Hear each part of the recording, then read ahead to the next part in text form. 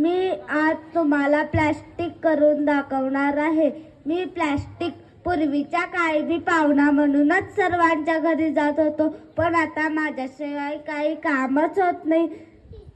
Kitchen मधला तर मी एक सध्याच आहे. सकाळी उठल्यापासून जी सुरुवात होते ती प्लास्टिक पासूनच होते.